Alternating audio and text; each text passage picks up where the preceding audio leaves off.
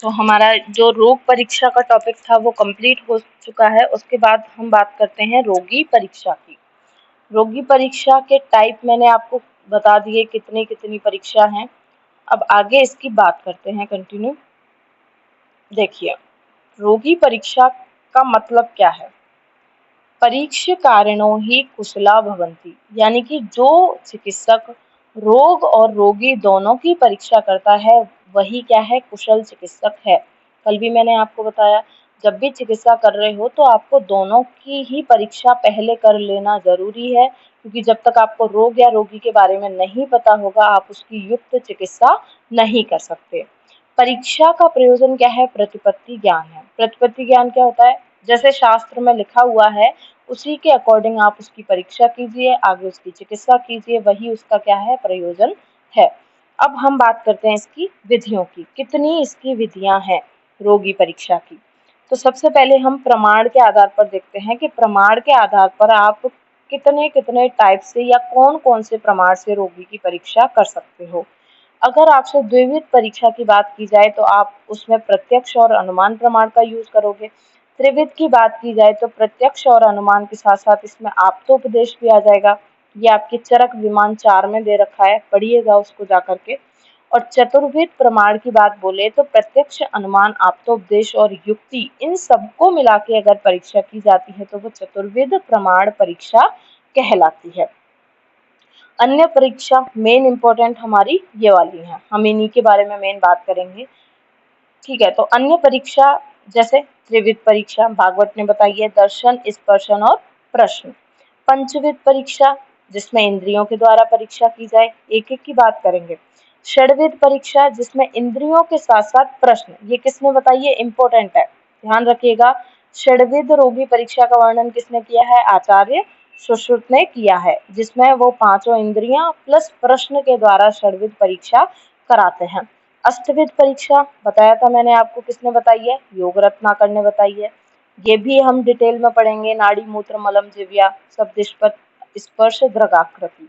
ये जो अष्टविध परीक्षा योग रत्नाकर ने बताई है, इसका 5 नंबर में क्वेश्चन भी आता है और इसका अलग से टॉपिक भी है, पढ़ाऊंगी मैं अभी आगे आपको। फिर आती है दशविध परीक्षा, ये किसने बताई है? आचार्य चरक ने बताई है। अब ये जो बाकी की परीक्षा है ना, त्रिविध, पंचविध, षड्विध और अष्टविध, ये जो परीक्षा है, इन चारों परीक्षा से तो आप व्याधि के बल का ज्ञान करते हो, यानी कि रोग कितना बलवान है उसके ज्ञान के लिए तो ये चारों परीक्षा की जाती हैं। लेकिन अगर आपको रोगी का पता करना है कि रोगी कितना बलवान है, उसको आप किसी भी तरह हर प्रकार की औषध दे सकते हो कि नहीं दे सकते, हर तरीके का प्रोसीजर करा सकते हो कि नहीं करा सकते, उसके लिए आपको दशविध परीक्षा का ज्ञान होना चाहिए। क्लियर है बात? फिर हम सबसे पहली परीक्षा आपकी प्रमाण परीक्षा, उसकी बात करते हैं। तो प्रमाणों द्वारा ही रोग रोगी परीक्षा की जाती है। आप कोई भी परीक्षा करो, रोग की रोगी की, आप सबसे पहले प्रमाण रूप से देखोगे, यानी प्रत्यक्ष में देखोगे, फिर अनुमान लगाओगे कि ये रोग ऐसे हुआ होगा, शास्त्रों का भी यूज लोगे तो वो आप्तोपदेश हो गया, फिर उसमें युक्ति लगा के आप चिकित्सा करोगे। तो हर चिकित्सा में प्रमाणों का यूज तो किया ही जाता है, हर परीक्षा में। तो रोगी की परीक्षा में प्रमाण परीक्षा, रोगी की जब भी परीक्षा करोगे तो आप प्रमाणों के द्वारा ही करोगे। रोगी परीक्षा में प्रमाण की क्या इंपॉर्टेंस है? जैसे अगर आपको आप्तोपदेश प्रमाण से परीक्षा करनी है तो जितने भी आप रोगी से प्रश्न पूछते हो कि सुबह उठ के ये हुआ, दोपहर में ये हुआ, खांसी कब ज्यादा हो रही है, वो सब आपको खुद से ज्ञान थोड़ी हुआ है। आपने शास्त्र पढ़े, चरक संहिता पढ़ी, सुश्रुत संहिता पढ़ी, तो वो आपको आप्त रूप में ज्ञान हुआ है, शास्त्रों से ज्ञान हुआ है। तो प्रश्न आप किस बेस पर करते हो? आप्तोपदेश प्रमाण के आधार पर करते हो। प्रत्यक्ष प्रमाण का यूज कहाँ होता है? जैसे आप क्लिनिक में बैठे हुए हो, रोगी सामने से आ रहा है, आप देख रहे हो कि उसकी आंखें पीली हो रही हैं, नाखून पीले हो रहे हैं, तो आप दर्शन के आधार पर पता लगा सकते हो कि इसको कहीं ना कहीं ये पांडु से ग्रसित है। तो दर्शन जो परीक्षा है उसमें कौन से प्रमाण का यूज किया जाता है? प्रत्यक्ष प्रमाण का यूज किया जाता है। स्पर्श जो परीक्षा की जाती है, दर्शन स्पर्शन प्रश्न में स्पर्शन जो परीक्षा है उसमें कौन से प्रमाण का यूज किया जाता है? अनुमान प्रमाण का, कि शीत है या उष्ण है। जैसे आपने स्पर्श करके उसको देखा तो शीत है या उष्ण है, तो आप अनुमान लगा रहे हो कि इसकी त्वचा शीत है, मतलब इसको शीत ज्वर हो सकता है, उष्ण है मतलब इसको उष्ण ज्वर हो सकता है, दाह हो सकता है, ऐसा कुछ। तो वो आप क्या करा रहे हो, अनुमान लगा रहे हो। तो ये तो रोगी की परीक्षा में प्रमाण की इम्पोर्टेंस है कि प्रश्न में तो आप आप्तोपदेश का यूज करते हो, दर्शन में प्रत्यक्ष का, और स्पर्शन में अनुमान प्रमाण का यूज करते हो। वहीं रोग परीक्षा में क्या क्या इम्पोर्टेंस है, जैसे निदान है, कुछ निदान तो आपने आप्तोपदेश से देखे, कुछ निदान को आप अपने सामने ही देख रहे हो, कोई आपके सामने बैठ के मिट्टी खा रहा है, मतलब इसको मृतिका भक्षण पांडु होगा, तो वो आपने प्रत्यक्ष प्रमाण के आधार पर उस निदान से रोग का आइडिया लगाया। और अनुमान से भी क्या होता है, जो निदान है उसका आइडिया आप आप्तोपदेश, प्रत्यक्ष और अनुमान से लगाओगे। वहीं पूर्व रूप की स्टेज में कौन कौन से प्रमाण का यूज होता है, प्रत्यक्ष और अनुमान का। रूप केवल प्रत्यक्ष होंगे, लक्षण आप केवल उन्हीं को मानोगे जो आप अपनी आंखों से देख पा रहे हो। यहाँ पे अनुमान वगैरह नहीं लगाया जाएगा कि ये लक्षण अभी उत्पन्न होगा या हो सकता है, ऐसा नहीं। जो आपको अपने, जैसे ज्वर हो रहा है वहां आपको संताप दिख रहा है तो आप प्रत्यक्ष कर रहे हो उसका, अनुमान थोड़ी लगा रहे हो कि संताप होगा, नहीं, वहां आप उसका प्रत्यक्ष कर रहे हो। और अगर आपको उसके लिए उपचय करना है तो आपको युक्ति लगानी पड़ेगी कि मैं इसका स्नेहन कराऊं या मैं इसका स्वेदन कराऊं। तो युक्ति उपचय में कौन से प्रमाण का यूज होता है, युक्ति प्रमाण का। और संप्राप्ति का ज्ञान करने के लिए आपको आप्तोपदेश और अनुमान प्रमाण का ज्ञान होना आवश्यक है। तो इस तरीके से आप प्रमाणों के आधार पर रोग और रोगी की परीक्षा कर पाते हो। फिर आती है आप्तोपदेश परीक्षा। आप्तोपदेश परीक्षा में रज तमोभ्याम निर्मुक्ता तपो ज्ञान बलेनिये। आप्त व्यक्ति कौन होते हैं, जो रज और तम से मुक्त होते हैं, यानी कि इनके अंदर केवल आपको कौन सा गुण मिलेगा, सत्व गुण ही मिलेगा। तो जो रज और तम से युक्त आप्त पुरुष के ज्ञान को क्या कहते हैं, हम आप्तोपदेश कहते हैं। आप्तोपदेश प्रमाण द्वारा ही प्रश्न परीक्षा की जाती है, अभी हम बात कर चुके हैं इसके बारे में। फिर आता है प्रत्यक्ष प्रमाण परीक्षा। प्रत्यक्ष से आप कैसे परीक्षा करते हो, तो प्रत्यक्षम तु तद्यतः स्वयं इंद्रिय मनसा प्रवर्तते। प्रत्यक्ष किसको कहते हैं, जो खुद की इंद्रिय व मन से ज्ञात होता है। आपको सामने दिखाई देना चाहिए, आपको सामने सुनाई देना चाहिए, या आप उसका स्पर्श कर रहे हो, तो जो खुद की इंद्रियों से ज्ञान होता है वो क्या होता है, प्रत्यक्ष ज्ञान कहलाता है। अब ये मैंने आपको बताया कि लक्षण का ज्ञान केवल और केवल किससे होगा, प्रत्यक्ष प्रमाण से ही होगा। आत्म इंद्रिय, ये कोटेशन जो लिखे हैं वो ज्यादा लोड लेने की जरूरत नहीं है, जिनको पहले से याद है वेल एंड गुड, नहीं याद है तो आपको याद करने की अभी जरूरत नहीं है। आत्म इंद्रिय मनो अर्थानाम सन्निकर्षात् प्रवर्तते व्यक्ता तदात्वे या बुद्धि प्रत्यक्षम सा निरुच्यते। क्या कह रहा है कि आत्मा, मन, इंद्रियां और उनके अर्थ के सन्निकर्ष, यानी कि जब ये सब मिलेंगे तो ही आपको प्रत्यक्ष ज्ञान होगा। अगर कोई एक मिसिंग हुआ तो आप प्रत्यक्ष नहीं कर सकते। जैसे मन तो है लेकिन वो इंद्रियों से संलग्न नहीं है, तो आपको प्रत्यक्ष ज्ञान नहीं हो सकता। जैसे इसका एग्जांपल देती हूँ, मान लो जैसे अभी आप क्लास ले रहे हो, ठीक है, आपकी इंद्रियां, आपकी आंखें सामने स्क्रीन देख रही हैं, लेकिन आपका मन कहीं और है, कुछ और सोच रहा है। तो अभी जो मैंने लाइनें बोली आपको सुनाई देंगी भी नहीं, आपको सुन भी जाएगा तो आपको बाद में याद नहीं रहेगा कि मैम ने क्या बताया। तो कहने का मतलब ये है कि जब ये सब साथ होंगे तो ही प्रत्यक्ष ज्ञान होगा, वरना नहीं होगा। तो रोगी परीक्षा में 5 ज्ञानेंद्रियों द्वारा की जाने वाली परीक्षा का आधार क्या है, प्रत्यक्ष प्रमाण है। तो पांचों की पांचों जो ज्ञानेंद्रियां हैं उनके द्वारा, उन खुद की ज्ञानेंद्रियों के द्वारा अगर आप रोगी की परीक्षा कर रहे हो तो उसमें कौन सा प्रमाण लगेगा, प्रत्यक्ष प्रमाण लगेगा। क्लियर है। फिर उसके बाद आता है अनुमान प्रमाण। अनुमानम खलु तर्क युक्ति अपेक्षा, जो युक्ति की अपेक्षा रखने वाला जो तर्क है उसको हम क्या कहते हैं, अनुमान कहते हैं। जैसे कि किसी का खाना अच्छे से डाइजेस्ट हो रहा है, यानी कि उसकी जठराग्नि अच्छी है। किसी का खाना बहुत हल्का खाना खाया, खिचड़ी ही खाई, बहुत एकदम पतली खिचड़ी खाई, फिर भी उसकी डाइजेस्ट नहीं हुई, मतलब इसकी क्या है, अग्नि मांद्य है। तो आपने अग्नि को अंदर जाके प्रत्यक्ष थोड़ी किया, पेट में से निकाल के उसको देखा थोड़ी, केवल आपने उसकी पाचन शक्ति के आधार पर उसका क्या लगाया, अनुमान लगाया।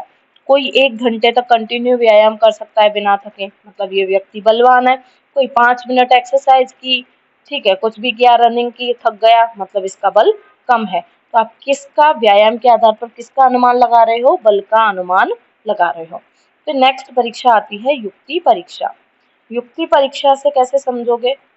बहुत कारणों के संयोग से अज्ञात भावों को समझने वाली बुद्धि का नाम ही क्या है? युक्ति। यानी कि आपने कई सारी चीजों को एक साथ कंबाइन करके देखा, जैसे कि रोगी की प्रकृति मान लो वातज है, बल दुर्बल है, देश जांगल है, आहार बहुत कम करता है, व्यायाम शक्ति एकदम कमजोर है। इन सबको अगर आप मिला के देखोगे तभी आप उसकी चिकित्सा ढंग से लिख पाओगे। तो युक्ति की जरूरत आपको कहाँ पड़ी?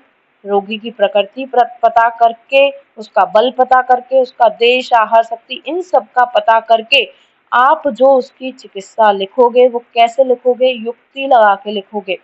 मतलब व्यक्ति दुर्बल है तो आप उसको तीक्ष्ण औषध नहीं लिख सकते, ये आपने क्या लगाई? युक्ति लगाई। क्लियर है बात? तो इन सभी चीजों को कंबाइंड करके आप जो चिकित्सा लिखते हो वो किसके द्वारा लिखते हो? युक्ति प्रमाण के द्वारा लिखते हो। तो ये जो प्रमाणों के आधार पर आपकी जो परीक्षा रही रोगी की वो कंप्लीट होती है। फिर त्रिविध परीक्षा पढ़ेंगे हम।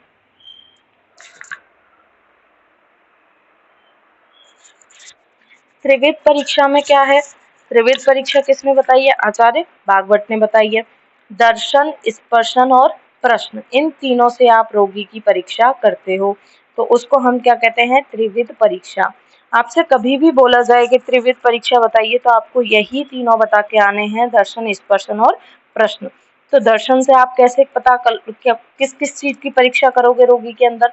दर्शन से रोगी के वय, उसकी एज का पता लगा सकते हो। जैसे कोई छोटा बच्चा है तो आप बोल सकते हो ना बाल्यावस्था है, कोई मिडिल एज वाला आ रहा है, दिखाई दे रहा है आपको सामने से, तो बोलोगे आप युवावस्था के हो, और बूढ़ा सा व्यक्ति आ रहा है तो वृद्धावस्था। तो दर्शन से आप रोगी की वय का, वर्ण का, उसका वर्ण कैसा है, शरीर की परीक्षा, इन सब का पता लगा सकते हो। और इम्पोर्टेंट बात क्या है? इम्पोर्टेंट बात ये है, और नहीं भी मैं बताऊं तो भी आपको पता है कि दर्शन परीक्षा में कौन सी इंद्रिय का प्रयोग होता है? चक्षु इंद्रिय का प्रयोग होता है। बिना आंखों से देख के आप उसकी एज बता सकते हो क्या? मतलब आप पहली बार उसको देख रहे हो और आपको आइडिया लगाना है तो आंखों से ही तो देखोगे। उसके वर्ण का पता भी आप कैसे लगाओगे? आंखों से देख के। तो चक्षु इंद्रिय का प्रयोग होता है कौन सी परीक्षा में? दर्शन परीक्षा में। इंपॉर्टेंट है, याद रखना है। फिर आती है स्पर्शन परीक्षा। स्पर्शन परीक्षा कैसे करोगे? तो रोगी को स्पर्श कर उसकी प्रकृति विकृति का ज्ञान करना। जैसे पेशेंट आया, नॉर्मल टेम्परेचर है, तो आप बोल सकते हो प्राकृत अवस्था है, कोई रोग नहीं है। टेम्परेचर बढ़ा हुआ है, उष्ण है, तो बोलोगे आपको फीवर हो रहा है, या बहुत ज्यादा जरूरत से ज्यादा ठंडा हो रखा है, तो उसकी प्रकृति और विकृति का ज्ञान आप स्पर्श करके, जैसे कि रुक्ष हो रखी है त्वचा बहुत ज्यादा, तो भी है ना। तो स्पर्शन परीक्षा किसके द्वारा करते हो? त्वक इंद्रिय के द्वारा। स्वयं की बात हो रही है, ये इंद्रिया किसकी है? चिकित्सक की। स्पर्शन परीक्षा त्वक इंद्रिय द्वारा। और रोगी की भी कौन सी इंद्रिय रहेगी? त्वक इंद्रिय रहेगी। शीत, उष्ण, मृदु, कठिन का ज्ञान आप त्वक इंद्रिय द्वारा उसका कर सकते हो स्पर्श करके। फिर उसके बाद आती है प्रश्न परीक्षा। प्रश्न द्वारा रोगी के मुख्य लक्षण, उससे पूछोगे भाई आप बताओ कि चलो आपको क्या क्या सिम्टम आ रहे हैं, यही तो पूछोगे आप, कि नहीं आपने रोगी को केवल दर्शन कर लिया, उसके देख लिया और सीधा आपने लिखना शुरू कर दिया, ऐसा थोड़ी है। अब आप रोगी को मौका दोगे कि आप बताओ कि आपको क्या क्या सिम्टम आ रहे हैं। फिर उससे पूछोगे कि भाई फैमिली हिस्ट्री क्या है तेरी, परिवार में किस किस को ये रोग है, कितने मेंबर हैं, किससे रोग फैला किससे नहीं, किस प्रकार की वेदना है, मतलब रात को ज्यादा होती है, दिन में ज्यादा होती है, या बहुत ज्यादा पेन होता है या बहुत कम पेन होता है। तो सारी की सारी चीजें आपको प्रश्न परीक्षा द्वारा पता लगानी पड़ेगी। निद्रा का, नींद कैसी आती है, अग्नि का बल, खाना डाइजेस्ट कैसा होता है, कोष्ठ कैसा है, यानी कि रेचन कैसा होता है, जो मल है वो कैसा आता है, ये सब का पता आप कैसे लगाओगे? प्रश्न परीक्षा के द्वारा लगाओगे। तो क्लियर है? त्रिविध परीक्षा में कौन कौन से परीक्षा में कौन सी इंद्रिय काम आई, ये याद रखना है। फिर पढ़ते हैं पंचविध परीक्षा। पंचविध परीक्षा में हमेशा पांचों इंद्रियां इन्वॉल्व रहती हैं। सबसे पहले आती है श्रोत्र इंद्रिय, यानी कि श्रवण इंद्रिय की बात हो रही है। यहाँ पे क्या होगा, श्रोत्र इंद्रिय द्वारा आप कौन कौन सी परीक्षा करोगे, तो शरीर के जो मुख्य अंग जैसे हृदय है, फुफ्फुस यानी कि लंग्स हैं, आंत्र हैं आदि में प्राकृत रूप से गति होती है, वह वैकृत अवस्था में, मतलब कि आपको सुनना है, स्टेथोस्कोप लगा के आपको देखना है कि हार्ट की साउंड जो है वो नॉर्मल है या मरमर साउंड आ रहा है, लंग्स में जो नॉर्मल साउंड आ रही है या जो है रोंकाई वाली साउंड आ रही है, जो कि निमोनिया और रोगों में, ट्यूबरकुलोसिस इनमें आपको देखने को मिलेंगी। तो ये किसके द्वारा पता लगाओगे आप, श्रोत्रेंद्रिय के द्वारा। ठीक है, इंस्टेटाइन जो आंत्र हैं, इंटेस्टाइन है, उसमें जो है पेरास्टाल्टिक मूवमेंट नॉर्मल हो रहे हैं या एबनॉर्मल हो रहे हैं, ठीक है, कैसा मूवमेंट हो रहा है, तो वो सब का पता आप किससे लगाओगे, श्रोत्रेंद्रिय के द्वारा लगाओगे। तो जैसे स्वर भेद है, संधि स्फुटन, चल रहे है व्यक्ति, चल रहा है और संधियां उसकी कट कट की आवाज कर रही हैं, तो ये साउंड आपको सुनाई ही तो दिया। या आंत्र कूजन हो रहा है, ये सारी की सारी विकृत ध्वनियां अगर उत्पन्न हो रही हैं, तो इन सब की परीक्षा आप किससे करोगे, श्रोत्र इंद्रिय के द्वारा करोगे। क्लियर है बात। फिर उसके बाद आती है घ्राणेन्द्रिय। घ्राणेन्द्रिय से आप प्राकृत और वैकृत गंधों का ज्ञान करोगे, जैसे कि मधुगंधी, कैसी गंध आ रही है, जैसे रक्त में से ही किस तरीके की गंध आ रही, मधु के समान, लौ के समान, विश्रगंधी। तो ये अलग अलग तरह की गंध का ज्ञान आप किसके द्वारा करोगे, घ्राण इंद्रिय के द्वारा करोगे। फिर आती है रसनेन्द्रिय। रसनेन्द्रिय द्वारा अप्रत्यक्ष रूप से परीक्षा की जाती है। अप्रत्यक्ष रूप से परीक्षा का क्या मतलब है, अब जो चिकित्सक है वो खुद की टेस्ट करके थोड़ी देखेगा कि रोगी का मूत्र इस जो है रस का था, ऐसा थोड़ी देखेगा। अप्रत्यक्ष रूप से आइडिया लगाएगा, रोगी से ही पूछेगा आपके मुंह का स्वाद कैसा हो रखा है, ठीक है, या उसका देख के पता लगाएगा। तो ये याद रखनी है कि जो बाकी की 4 इंद्रियां होती हैं, इनसे तो प्रत्यक्ष रूप से परीक्षा की जाती है, और जो रसनेंद्रिय है उसमें चिकित्सक अप्रत्यक्ष रूप से रोगी की परीक्षा करता है, यानी कि केवल या तो अनुमान लगाएगा या प्रश्न पूछेगा रोगी से। जैसे कि रोगी उससे पूछेगा आपके मुंह का टेस्ट कैसा हो रखा है, बहुत ज्यादा मीठा मीठा या कड़वा कड़वा, उससे देखेगा, उसको अनुमान लगाएगा कि रोगी के शरीर पर जीव जंतु बिल्कुल ही नहीं बैठते, मक्खियां दूर भागती हैं इससे, यानी कि इसका रस विकृत हो रहा है। और अगर मक्खियां आके चिपक रही हैं, कीड़े मकोड़े उसके शरीर पर आके बैठ रखे हैं, यानी कि इसका रस जो है वो मधुर हो गया है। तो जीव जंतु जो भी है उसके आधार पर आप रोगी के रस का ज्ञान कर सकते हो। रोगी के शरीर पर मक्खियां अधिक बैठ रही हैं, यानी कि उसको प्रमेह रोग हो सकता है, इसके रस कैसा हो गया है, मधुर हो गया है। तो हमेशा जो रसनेंद्रिय द्वारा परीक्षा होगी वो अप्रत्यक्ष रूप से ही की जाएगी। फिर आती है चक्षु इंद्रिय द्वारा परीक्षा। चक्षु इंद्रिय द्वारा शरीर की आंखों से देख के आप शरीर की ग्रोथ का पता लगा सकते हो कि मोटा होता जा रहा है या और ज्यादा दुबला होता जा रहा है। आयु के लक्षण यानी कि इसकी आयु दीर्घ आयु होगी, अल्प आयु होगी या मध्यम आयु होगी, उसका पता लगा सकते हो। बल का, वर्ण का, विकार आदि सभी का ज्ञान आप किसके द्वारा करोगे, चक्षु इंद्रिय के द्वारा करोगे। फिर उसके बाद आती है स्पर्श इंद्रिय द्वारा। स्पर्श इंद्रिय द्वारा वही सेम परीक्षा, शीत, मृदु, कठिन आदि इन सभी का ज्ञान आप कर सकते हो। तो इस तरीके से आपकी प्रमाणों द्वारा मेनली परीक्षा, त्रिविध परीक्षा, पंचविध परीक्षा ये कंप्लीट होती है। फिर उसके बाद आती है आपकी दशविध परीक्षा। ये लास्ट टॉपिक है आपका इस वाले का आज का, मतलब फिर कल हम अष्ट स्थान परीक्षा पढ़ेंगे। तो दशविध परीक्षा आपको बहुत ज्यादा डिटेल में नहीं पढ़नी है, और अगर आप इसको बहुत ज्यादा डिटेल में पढ़ोगे भी तो एक बात मैं आपको पहले ही बोल रही हूँ, जब भी आप दशविध परीक्षा पढ़ो आप चरक विमान 8 खोलकर जरूर देखोगे कि वहां आचार्य चरक ने क्या क्या लिखा है। ठीक है, इम्पोर्टेंट है, मतलब जब आप ये टॉपिक पढ़ रहे हो तो आपको चरक विमान 8 भी साथ में खोलना है, बाकी ये जो यहाँ लिखा है वो काफी है। ठीक है, तो हम बात करते हैं दशविध परीक्षा की। दशविध परीक्षा का मैंने आपको पहले ही बताया कि दशविध परीक्षा हम मेनली क्यों करते हैं, रोगी का बल कितना है, रोगी के बल का प्रमाण जानने के लिए हम क्या करते हैं, दशविध परीक्षा करते हैं। तो रोग बल के प्रमाण के लिए तो हमने बाकी की परीक्षा पढ़ ली, त्रिविध, षड्विध, अष्टविध, लेकिन हमें रोगी का बल जानना है तो हम कौन सी परीक्षा पढ़ेंगे, दशविध परीक्षा पढ़ेंगे। सबसे पहले इसके अंदर आती है प्रकृति परीक्षा। आपको सबसे पहले तो रोगी के अंदर ये पता करना है कि रोगी जो है वो वात प्रकृति का है, पित्त का है, कफ का है, या वात पित्त दोनों का है, या त्रिदोष है, सम प्रकृति का है। तो ये परीक्षा करने के लिए जो मैंने आपको प्रकृति के लक्षण बताए थे ना, वात प्रकृति का लक्षण, वो आपको पहले तो पता होना चाहिए। तो उससे आप उस रोगी की सबसे पहले आपको क्या करनी है, प्रकृति परीक्षा करनी है। क्यों है इम्पोर्टेंस, क्योंकि जो वात प्रकृति का पुरुष होगा वो अल्प बल वाला होगा, कफ प्रकृति का होगा वो बलवान होगा, ठीक है। तो उस दोष के आधार पर भी आप उसका जो मेन जो प्रकृति वाला जो दोष है उसके आधार पर भी आप उसकी चिकित्सा करोगे। तो ध्यान आ गया। तो प्रकृति का आपको पता लगाना है कि कौन सी प्रकृति का ये व्यक्ति है। फिर उसके बाद आती है विकृति परीक्षा। विकृति परीक्षा में दोष, दूष्य, प्रकृति, देश, काल, बल, अग्नि आदि के आधार पर रोग का विनिश्चय करना ही विकृति परीक्षा है।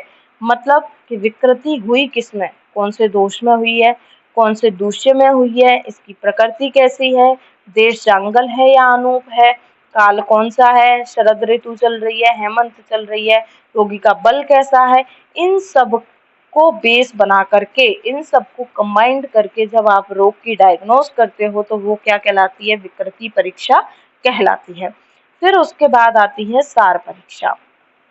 सार परीक्षा क्यों करते हैं हम, रोगी के बल का प्रमाण और रोगी की वय को जानने के लिए हम उसकी क्या करते हैं, सार परीक्षा करते हैं।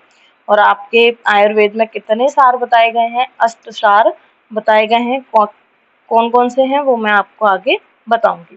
तो लेकिन आपको याद ये रखना है, यहाँ से क्वेश्चन आया था AIPGT 2023, यानी कि इसी बार कि जो रोगी के बल के प्रमाण को जानने के लिए आप कौन सी परीक्षा करोगे, ये क्वेश्चन आया था। तो वहां पे आंसर गया है सार परीक्षा, ठीक है, याद रखना है आपको। फिर उसके बाद आती है संगणन परीक्षा। सार परीक्षा के कोटेशन मैं आपको दूंगी, वहां से आपको देखना है। संगणन परीक्षा में क्या है, इससे रोगी के शरीर के संगठन का आपको पता लगाना है, यानी कि उसका मांसपेशियां उसकी कैसी हैं, मांस अच्छी तरीके से संधियों से जुड़ा हुआ है कि नहीं जुड़ा हुआ, अस्थियां उसकी बलवान है कि नहीं है, ठीक है। तो वो उस इन सब का पता आप कैसे करते हो, संगणन परीक्षा के द्वारा करते हो। तो सुसंगठित शरीर वाला जो व्यक्ति होगा, यानी कि जिसका मांस भी अच्छा है, संधियां भी अच्छी हैं, हड्डियां भी उसकी एकदम मजबूत है, तो वो व्यक्ति कैसा होगा, बलवान होगा। तो हड्डियां जिसकी सम हो, संधि जिसकी दृढ़ हो, मांस और रक्त एकदम दृढ़ हो, तो वो व्यक्ति कैसा होगा, बलवान होगा। फिर आती है प्रमाण परीक्षा। प्रमाण परीक्षा के लिए सबसे पहले आपको पता होना चाहिए कि व्यक्ति का प्रमाण कितना बताया आचार्य चरक ने, खुद के अंगुल प्रमाण से लेना है। जैसे छोटे बच्चे का अंगुल प्रमाण ले रहे हो तो उसी की अंगुलियों से मापना है आपको, ऐसा नहीं आप अपनी से मापने लग जाओ। तो 84 अंगुल लंबा शरीर होता है एक व्यक्ति का।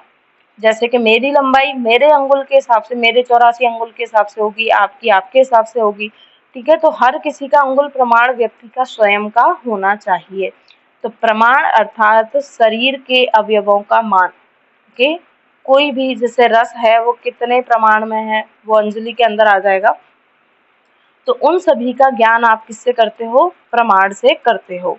किसी का क्वांटिटी मान पता करना है वो, तो यह अंगुली मान पर आधारित होता है। जैसे कि हड्डियां हैं वो कितने अंगुल लंबी होनी चाहिए, हनुसंधि है वो कितने अंगुल लंबी होनी चाहिए, नासा है वो कितने अंगुल की बताइए, पैर कितने अंगुल का बता है।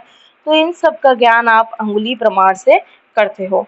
सम प्रमाण वाला जो व्यक्ति होगा, यानी कि जितना प्रमाण शास्त्रों में बताया गया है कि पैर इतने लंबे होने चाहिए, नाक इतनी लंबी होनी चाहिए, मस्तक इतना लंबा होना चाहिए, अगर वो उसका एज इट इज है, सम प्रमाण में है, तो उस व्यक्ति स्वस्थ होगा, आयु उसकी पूर्ण होगी, तेजस्वी होगा, ओजस्वी होगा और बलवान होगा। जिस व्यक्ति का प्रमाण कैसा होता है, सम।